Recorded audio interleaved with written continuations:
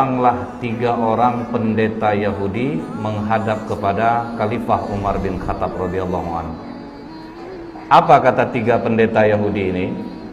Wahai Amirul Mukminin, kami bertiga datang ingin bertanya kepadamu beberapa hal.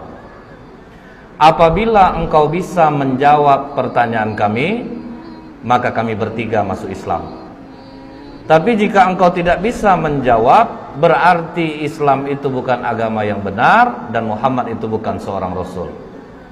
Maka kata Umar bin Khattab, baik, silahkan Pak Pendeta, apa yang ingin kalian tanyakan? Maka kata salah satu di antara 3 pendeta ini, pertanyaan kami yang pertama, kapan pintu langit itu terkunci?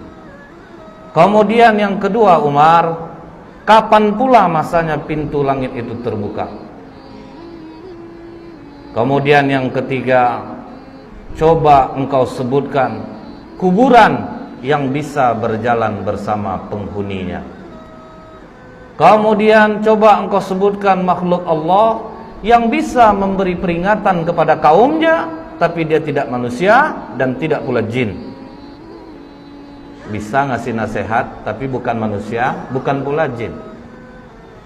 Kemudian Umar, coba engkau sebutkan 5 makhluk Allah yang berjalan di muka bumi tapi tidak dilahirkan oleh induknya.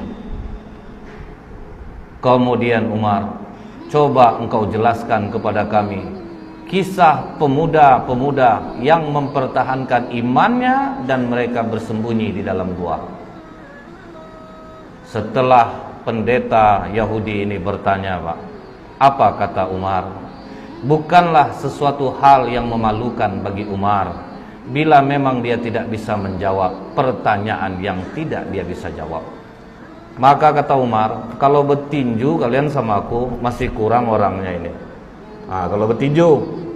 Tapi kata Umar, bagian dari kami ada yang gak mudah menjawab pertanyaan ini.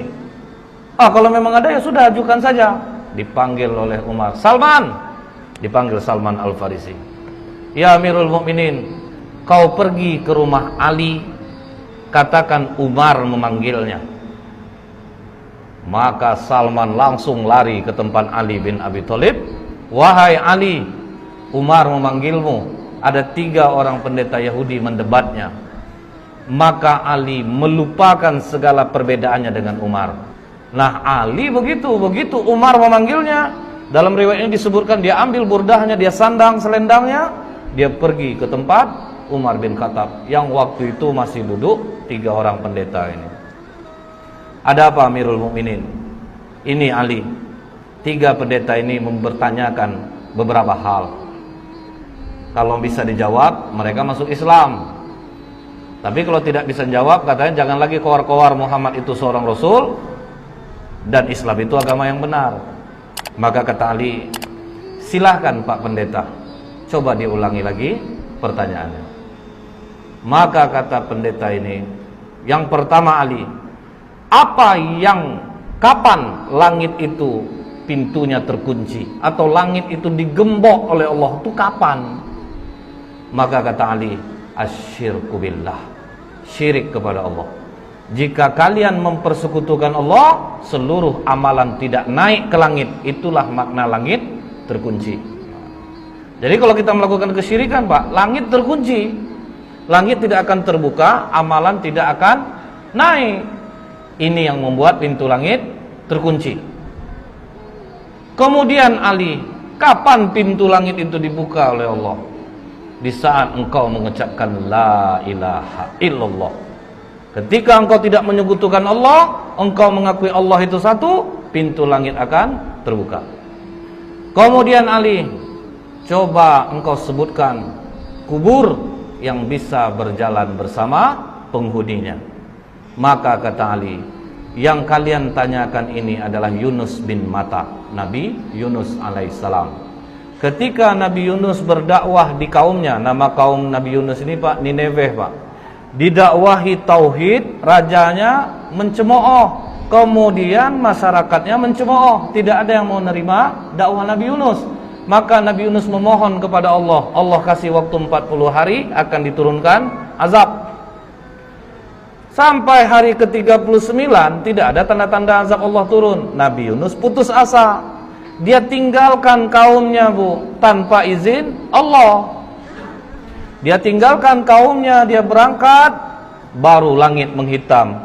Jadi Nabi Yunus tidak tahu bahwa Allah akan menurunkan azab. Begitu raja dan masyarakat melihat bahwa azab Allah akan turun, waduh, ini benar Yunus ini. Maka semua kaum Nineveh bertobat, cuman nabinya udah pergi.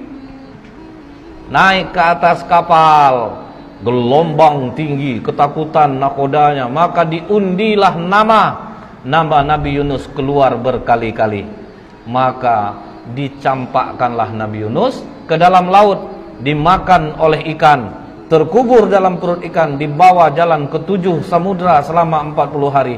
Itulah kubur yang berjalan bersama penghuninya. Karena Allah katakan dalam surah As-Saffat 143, falaula annahu kana minal musabbihin, maka sekiranya Nabi Yunus tidak termasuk orang yang banyak berzikir, bertasbih kepada Allah, jadi dalam perut ikan itu menyesal Nabi Yunus. Dia zikir la ilaha illa anta subhanaka inni kuntu minaz zalimin. Mual perut ikan itu dibuatnya, Pak. Karena kata Allah la labitha fi batnihi ila yaumi yub'atsun, niscaya dia akan tetap tinggal di perut ikan itu sampai hari kiamat. Jadi kalau sempatlah Nabi Yunus tidak banyak mohon ampun kepada Allah, ikan itu akan tetap mengubur Nabi Yunus di dalam perutnya. Terkaget pendeta ini, waduh, ini cerdas satu ini. Dapat dia menjawab pertanyaan pendeta. Jadi kubur yang jalan bersama penghuninya, Nabi Yunus berada dalam perut ikan dan dibawa 40 hari ke 7 samudra, baru dimuntahkan.